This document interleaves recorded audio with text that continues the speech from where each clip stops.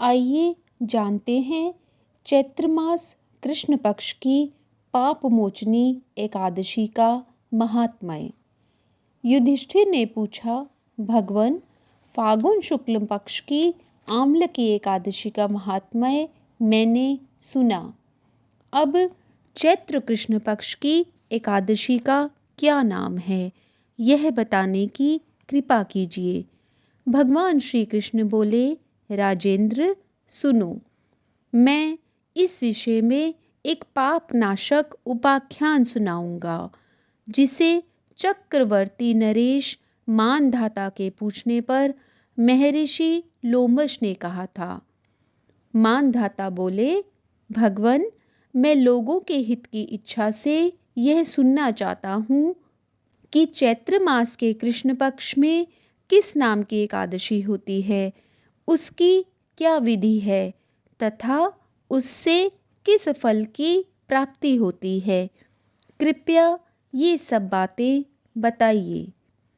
लोमश जी ने कहा, नृपश्रेष्ठ, पूर्व काल की बात है, अप्सराओं से सेवित चैत्र रथ नामक वन में, जहाँ गंधर्वों की कन्याएं अपने किंकरों के साथ बाजे बजाती हुई विहार करती हैं, मंजू घोषा नामक अप्सरा मुनिवर मेधावी को मोहित करने के लिए गई। वे महर्षि उसी वन में रहकर ब्रह्मचर्य का पालन करते थे। मंजू घोषा मुनि के भय से आश्रम से एक कोस दूर ही ठहर गई और सुंदर ढंग से वीणा बजाती हुई मधुर गीत गाने लगी। मुनि श्रेष्ठ मेधावी घूमते हुए उधर जा निकले और उस सुंदरी अप्सरा को इस प्रकार गान करते देखकर सेना सहित कामदेव से परास्त होकर बरबस मोह के वशीभूत हो गए। मुनि की ऐसी अवस्था देख मंजू घोषा उनके समीप आई और वीणा नीचे रखकर उनका आलिंगन करने लगी। मेधावी भी उसके साथ रमण करने लगे। कामवश रमण करते हुए उन्हें रात और दिन का भी भान न रहा। इस प्रकार मुनि जनोचित सदाचार का लोप करके अप्सरा के साथ रमण करते उन्हें बहुत दिन व्यतीत हो गए। मंजू घोषा देवलोक में जाने को तैयार हुई। जाते समय उसने मुनि श्रेष्ठ मेधावी से कहा, ब्राह्मण, अब मुझे अपने देश जाने की आज्ञा दीजिए। मेधावी बोले, देवी, जब तक सवेरे की संध्या ना हो जाए तब तक मेरे ही पास ठहरो। अप्सरा ने कहा, विप्रवर, अब तक ना जाने कितनी संध्या चली गई, मुझ पर कृपा करके बीते हुए समय का विचार तो कीजिए। लोमश जी कहते हैं, राजन, अप्सरा की बात सुनकर मेधावी के नेत्र आश्चर्य से चकित हो उठे। उस समय उन्होंने बीते हुए समय का हिसाब लगाया तो मालूम हुआ कि उसके साथ रहते 57 वर्ष हो गए। उसे अपनी तपस्या का विनाश करने वाली जानकर मुनि को उस पर बड़ा क्रोध हुआ।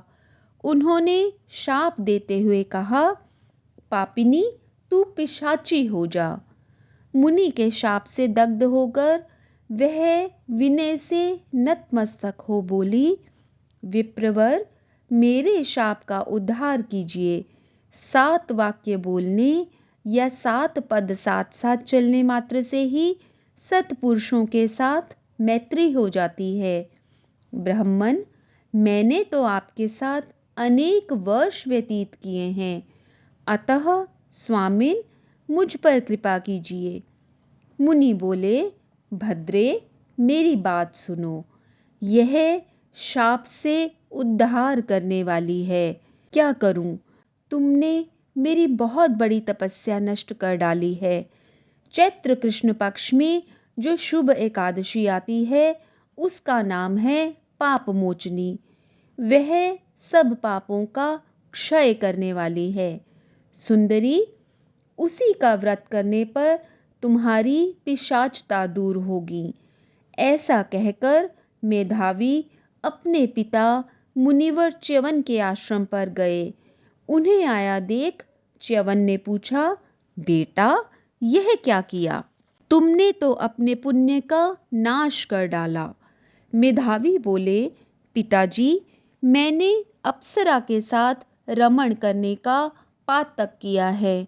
कोई ऐसा प्रायश्चित बताइए जिससे पाप का नाश हो जाए। च्यवन ने कहा, बेटा, चैत्र कृष्ण पक्ष में जो पाप मोचनी एकादशी होती है, उसका व्रत करने पर पाप राशि का विनाश हो जाएगा। पिता का यह कथन सुनकर मेधावी ने उस व्रत का अनुष्ठान किया। इससे उनका पाप नष्ट हो गया और वे पुनः तपस्या से परिपूर्ण हो गए। इसी प्रकार मंजू घोषा ने भी इस उत्तम व्रत का पालन किया। पाप मोचनी का व्रत करने के कारण वह पिशाच योनि से मुक्त हुई और दिव्य रूप धारिणी श्रेष्ठ अप्सरा होकर स्वर्गलोक में चली गई। राजन, जो श्रेष्ठ मनुष्य पाप मोचनी एकादशी का व्रत करते हैं, उनका सारा पाप नष्ट हो जाता है। इसको पढ़ने और सुनने से सहस्त्र गोदान का फल मिलता है। ब्रह्म हत्या, सुवर्ण की चोरी, सुरापान और गुरु पत्नी गमन करने वाले महापातकी भी इस व्रत के करने से पाप मुक्त हो जाते हैं। यह व्रत बहुत पुण्यमय है। दोस्तों, तो यह था पाप मोचनी एकादशी का महात्म्य। आप सबको भगवान विष्णु पाप मोचनी एकादशी का व्रत रखने का संकल्प कराएं और आपकी मनोकामना पूर्ण करें। ओम नमो भगवते वासुदेवाय।